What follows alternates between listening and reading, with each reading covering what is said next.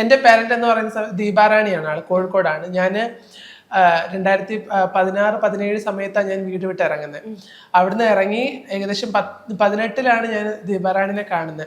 ആ ഒരു സമയത്ത് ഷെൽട്ടർ ഹോമിൽ നിന്ന്, കോഴിക്കോട് ഷെൽട്ടർ ഹോമിലായിരുന്നു, അവിടെ വെച്ച് ഞാൻ ദീപാറാണി എന്ന് പറയുന്ന ആളെ കാണുന്നത്.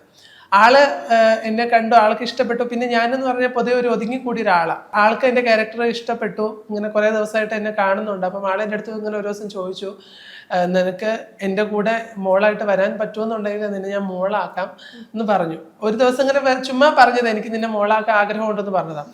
ഞാൻ അത് മൈൻഡ് ആക്കിയില്ല. പിന്നെ ഷെൽട്ടർ ഹോമിൽ ഇങ്ങനെ തുടർന്നു ഏകദേശം 5-6 മാസം കഴിഞ്ഞു. പിന്നീട് അവിടുന്ന് ഇറങ്ങണം എന്നുള്ളൊരു സിറ്റുവേഷൻ ആയ സമയത്ത് അവിടുന്ന് ദീപാറാണിനെ വിളിച്ചു. അപ്പോൾ ആൾ എൻ്റെ അടുത്ത് ഒരേ ഒരു കാര്യമേ പറഞ്ഞുള്ളൂ, മോളെ സെക്സ് വർക്കിന് പോവാം എന്നുള്ളൊരു ആഗ്രഹം വെച്ചിട്ടാണെങ്കിൽ മോളെ എൻ്റെ അടുത്ത് വരരുത്, അല്ലാതെ നിന്റെ പഠന ചിലവോ നിന്റെ ഡ്രസ്സ് ബാക്കിയുള്ള എല്ലാ കാര്യങ്ങളും ചിലവും ഞാൻ നോക്കിക്കൊള്ളാം, ഞാൻ എങ്ങനെയോ ജീവിച്ചോട്ടെ, അതൊന്നും നോക്കണ്ട, നിന്നെ എനിക്ക് കമ്മ്യൂണിറ്റിയിൽ ഒരാളെങ്കിലും അങ്ങനെ രക്ഷപ്പെടുത്താൻ പറ്റുകയാണെങ്കിൽ അതിൻ്റെ ഒരു ഭാഗ്യമെന്ന് ഞാൻ വിചാരിക്കുന്നു വിചാരിച്ചിട്ട് പറഞ്ഞു എൻ്റെ അടുത്ത്. അപ്പോൾ ഞാൻ വിചാരിച്ചു ഭാഗ്യം, കാരണം അങ്ങനെ ഒരാൾ അമ്മേനെ കിട്ടാന്ന് പറയുന്നത് ഈ ഒരു കമ്മ്യൂണിറ്റിയിൽ, പൊതുവേ ഉള്ള ട്രാൻസ് കമ്മ്യൂണിറ്റിയിലൊരു പൊതുവേ ഉള്ളൊരു കാര്യം എന്ന് പറഞ്ഞാൽ അമ്മ മക്കൾ ബന്ധമാണ്. പക്ഷേ മക്കളും അമ്മയും എല്ലാവരും സെക്സ് വർക്കിന് പോവാ, അമ്മമാർക്ക് ചെലവിന് അങ്ങോട്ട് കൊടുക്കുക എന്നുള്ളതാണ്.